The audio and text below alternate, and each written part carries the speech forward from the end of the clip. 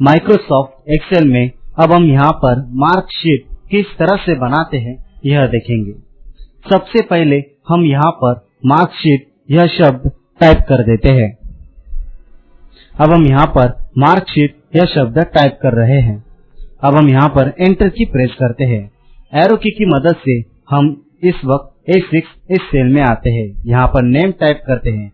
आगे आने वाले सेल में हम यहाँ पर मराठी यह सब्जेक्ट टाइप कर देते हैं। इस तरह से हम आगे आने वाले सेल में हर एक सब्जेक्ट का नाम टाइप करेंगे। अब यहाँ पर हम मैथ्स इस सब्जेक्ट को टाइप करते हैं और अब यहाँ पर हम सोशल साइंस को टाइप करते हैं।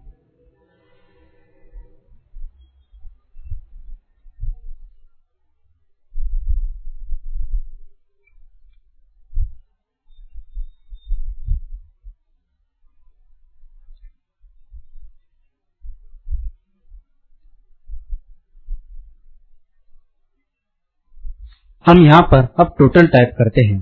आगे आने वाले सेल में हम यहाँ पर टोटल मार्क्स टाइप करेंगे। टोटल मार्क्स टाइप करने के बाद हम आगे आने वाले सेल में परसेंटेज टाइप करते हैं।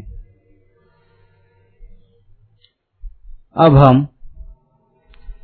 हम नेम इस ऑप्शन के नीचे कुछ स्टूडेंट्स के नाम लिखेंगे, जैसे कि मंगेश, रमेश,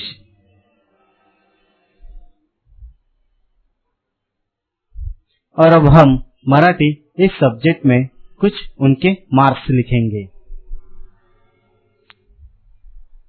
जो उन्होंने उनके एग्जाम में कमाए थे। इसी तरह से हम हिंदी के भी मार्क्स लिख देते हैं। और अब आते हैं इंग्लिश के मार्क्स लिखने के लिए। इन स्टूडेंट्स के हर एक सब्जेक्ट के हम यहाँ पर मार्क्स लिखेंगे।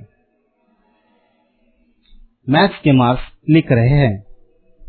मैथ्स के मार्क्स लिखने के बाद हम आते हैं सोशल साइंस में। अब इन स्टूडेंट्स में सोशल साइंस में कितने मार्क्स मिलाए थे वह मार्क्स हमने यहाँ पे लिख दिए हैं। अब आते हैं टोटल में। टोटल निकालने के लिए हम कीबोर्ड पर इज इक्वल टू टाइप करने के बाद मराठी, हिंदी, इंग्लिश, मैथ्स और साइंस इन सब्जेक्ट को सिलेक्ट करके उनको प्लस करते हैं। सब्जेक्ट को सिलेक्ट करने के बाद अब हम यहाँ पर एंटर की प्रेस करते हैं ताकि हमें इन सबके टोटल्स मिल सके। हमने यहाँ पर इस तरह से इनके टोटल्स निकाल दिए हैं, पर हमें ये टोटल्स टोटल मार्क्स में निकालने हैं, इसलिए अब हम इन सभी मार्क्स को डिलीट करते हैं। डिलीट करने के बाद हम टोटल मार्क्स में इज इक्वल टू टाइप करते हैं और उसी तरह से इन्हीं सभी सब्जेक्ट को सिलेक्ट करके उनको प्लस करते हैं। प्लस करने के लिए किसी भी सब्जेक्ट को सिलेक्ट करने के बाद हम प्लस यह की कीबोर्ड पर प्रेस करते हैं। फिर आगे आने वाला सब्जेक्ट सिलेक्ट कर लेते हैं और फिर एंटर करके उन सब्जेक्ट के टोटल मार्क्स निकाल देते हैं। अब हम आते हैं टोटल में। कुल मिला के 5 सब्जेक्ट है, इसलिए इज इक्वल टू 5 इंटू 100 कर देते हैं। अब हम आते हैं परसेंटेज निकालने के लिए। परसेंटेज निकालने के लिए हमें कुछ और फॉर्मूला यूज करना पड़ेगा। इसके लिए हम यहाँ पर इज इक्वल टू टाइप करते हैं और टोटल मार्क्स को सिलेक्ट करते हैं, उनको डिवाइड करते हैं टोटल से और फिर इनटू 100 कर देते हैं और अब कीबोर्ड पर एंटर की प्रेस करते हैं। अब हमने यहाँ पर उनके परसेंटेज निकाल दिए हैं। इसी तरह से हम यहाँ पर उनके परसेंटेज निकालते हैं और अब इस की को प्रेस करके उनके परसेंटेज हैंडल कर लेते हैं। अब हम आते हैं उनके ग्रेड निकालने के लिए। इसके लिए अब हम यहाँ पर ग्रेड टाइप करते हैं। अब हम आते हैं ग्रेड निकालने के लिए। इसके लिए फंक्शन की पर प्रेस करते हैं। अब हमारे सामने इंसर्ट फंक्शन यह ऑप्शन खुल गया है। इफ ऑप्शन को सिलेक्ट करके ओके बटन पर क्लिक करते हैं। अब हम फंक्शन आर्गुमेंट में लॉजिकल टेक्स्ट में आते हैं। यहाँ पर हम परसेंटेज को सिलेक्ट कर लेते हैं और उसे इज बेटर देन करके 75 टाइप करते हैं। वैल्यू इफ ट्रू में हम डिस्टिंक्शन लिख देते हैं। यानी कि अगर कोई स्टूडेंट 75% से ज्यादा है तो उसको डिस्टिंक्शन में लिखा जाएगा। और वैल्यू फॉल्स में हम यहाँ पर A ग्रेड टाइप करते हैं। अब हम ओके बटन पर क्लिक करते हैं। फंक्शन बार में हम A ग्रेड तक पूरी रो सिलेक्ट कर लेते हैं और अब इफ ऑप्शन पर क्लिक करते हैं।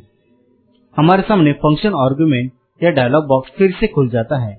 परसेंटेज को सिलेक्ट करके इज बेटर देन की टाइप करते हैं और अब यहाँ पर हम 60% लिखते हैं। हमने यहाँ पर 60 लिख दिया है। वैल्यू ऑफ ट्रू में अब हम यहाँ पर A ग्रेड टाइप करेंगे। मतलब कि अगर किसी स्टूडेंट को 60% से ज्यादा मार्क्स रहेंगे तो उनको A ग्रेड मिल जाएगा। और वैल्यू ऑफ ट्रू में B ग्रेड लिखकर हम ओके बटन पर क्लिक करते हैं। अब हम यहाँ पर यस इस ऑप्शन पर क्लिक करते हैं। फिर से B ग्रेड तक सिलेक्ट कर लेते हैं और इफ इस ऑप्शन पर क्लिक करते हैं। इफ इस ऑप्शन पर क्लिक करने के बाद हमारे सामने अब फंक्शन आर्गुमेंट या डायलॉग बॉक्स फिर से खुल जाता है। उसी तरह से हम यहाँ पर 45 डाल देते हैं और अब यहाँ पर B ग्रेड टाइप करते हैं। मतलब कि जिस स्टूडेंट को 45 से ज्यादा मार्क्स रहेंगे उनको B ग्रेड मिल जाएगा।